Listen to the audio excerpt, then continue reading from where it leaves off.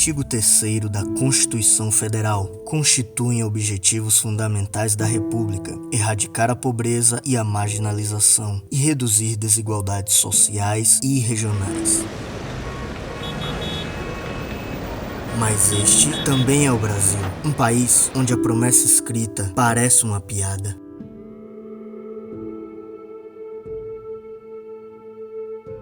Como pode uma nação com uma das constituições mais avançadas do mundo conviver com tanta miséria?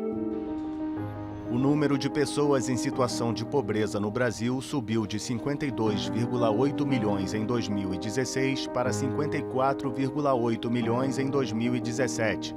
Os dados foram publicados pelo IBGE baseados em parâmetros do Banco Mundial. A proporção de pessoas pobres no Brasil era de 25,7% da população em 2016 e subiu para 26,5% em 2017. O número de pobres no Brasil supera a população total de países como Colômbia, Argentina ou Espanha. Quase metade dos pobres está na região Nordeste, onde esse percentual chega a 44,8% da população. O Banco Mundial considera em situação de pobreza os cidadãos que sobrevivem com até 5,5 dólares por dia, ou menos de R$ 406 por mês. Segundo o IBGE, as pessoas em situação de pobreza extrema, caracterizada por viver com menos de $1,90 ao dia, passaram de 13,5 milhões em 2016 a 15,2 milhões em 2017, ou seja, 7,7% da população. O estudo aponta a taxa de desemprego ainda alta como fator determinante para o aumento da pobreza. O nível de desigualdade no Brasil também segue elevado. Em 2017, os 10% mais ricos ganharam 17,6 vezes mais que os 40% mais pobres. Para o sociólogo Gessé Souza, a resposta não está na corrupção, como muitos pensam. A resposta está no nosso nascimento. Neste documentário, investigamos: a justiça social, escrita na Constituição, é um princípio a ser seguido? Uma obrigação a ser cumprida? Ou apenas uma utopia? Gessé Souza é direto. A escravidão é o nosso berço. Fomos a última nação das Américas a abolir a escravidão. Mas o que aconteceu no dia seguinte à Lei Áurea? São Gonçalo, município do Grande Rio. Manuel Diodoro Maciel tem 120 anos e foi escravo em Minas Gerais. Solteiro, sem parentes, ele mora com seu amigo e ex-patrão, o sitiante Antônio de Souza. Até 6 anos atrás, Manuel ainda trabalhava na lavoura.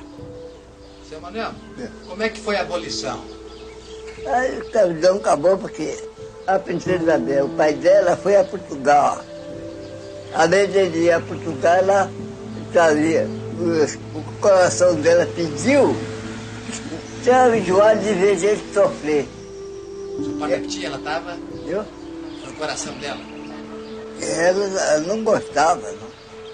Aí o coração dela doía de ver a judiação deles. Então ela deu libertação. Quando o pai dela veio de Portugal, ela já tinha feito o que precisava. Então ele deu libertação, o pessoal juntaram, queria acabar com ela, mas aí o papai do céu não deixou.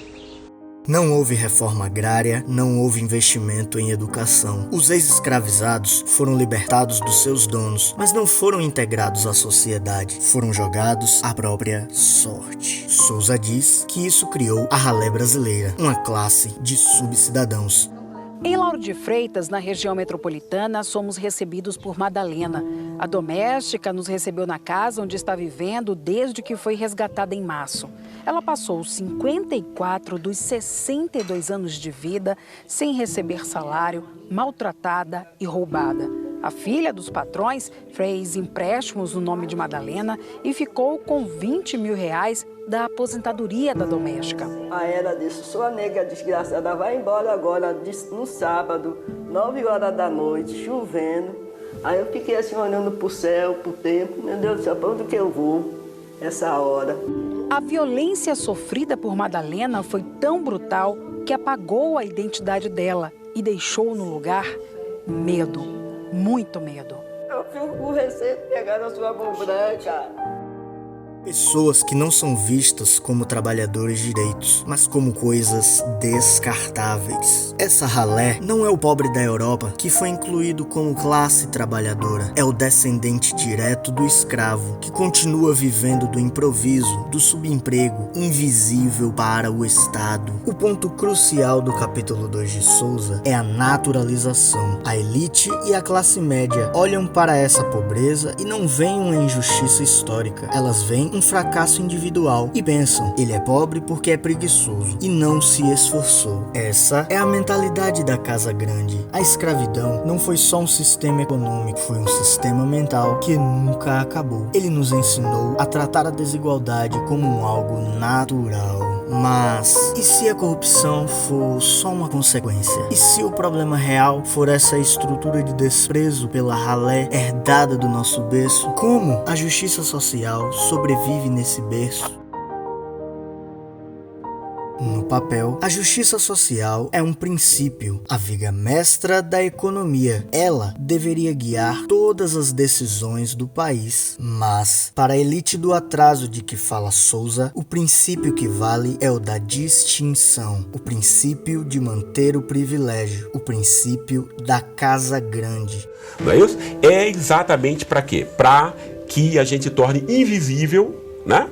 A herança da escravidão, o patrimonialismo e a corrupção na política, né, está no lugar da explicação pela escravidão, pelos conflitos de classe, né, que nascem a partir disso, né, e que como a gente sempre usou a escravidão como um nome e nunca efetivamente refletiu sobre ela, a escravidão entre nós continua sobre máscaras modernas até hoje, né? Especialmente a coisa mais importante de toda a sociedade escravocrata, que é o ódio ao pobre.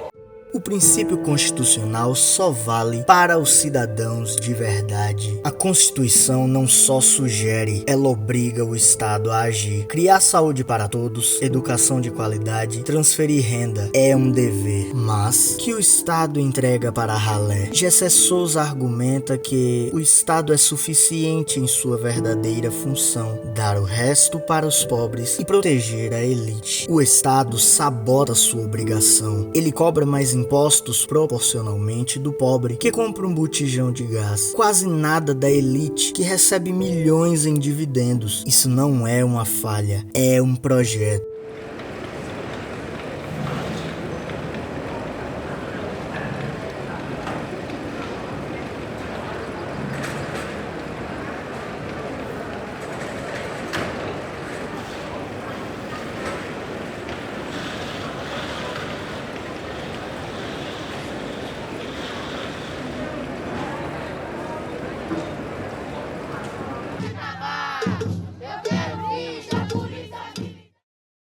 Então, se a justiça social é um princípio ignorado pela elite e uma obrigação sabotada pelo próprio Estado que ela controla, ela se torna na prática uma utopia, uma ideia bonita, impossível de se alcançar. A elite não quer nenhuma forma de inclusão, que ela vai ter que dividir o orçamento público, porque é isso. O que é que a elite faz entre nós? Ela rouba, né? Quem é ladrão entre nós é a nossa elite, tá? Isso não é retórica, né?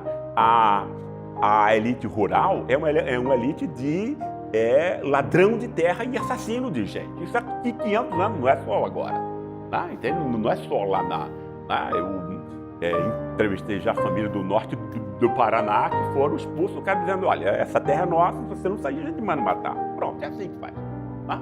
Entende? E a outra elite, essa elite é pior ainda, né? Quer dizer, ou seja, é tão ruim quanto, é difícil, é pior do que a nossa elite rural, que é a elite financeira, né? Os caras só roubam, né? Não produzem nada, não tem nenhuma indústria, etc, né?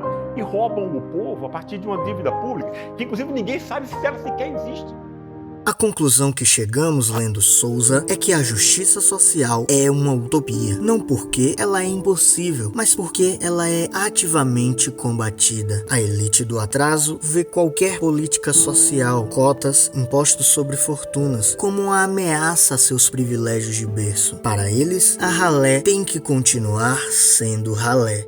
O berço da escravidão é mais forte que a Carta Constitucional. A estrutura mental da sociedade brasileira, que vê o pobre como um não cidadão, impede que a obrigação legal se torne realidade. O diagnóstico de Gessé Souza no capítulo 2 é um espelho desconfortável. Ele nos força a parar de culpar apenas a corrupção e a encarar o fantasma que realmente assombra o país.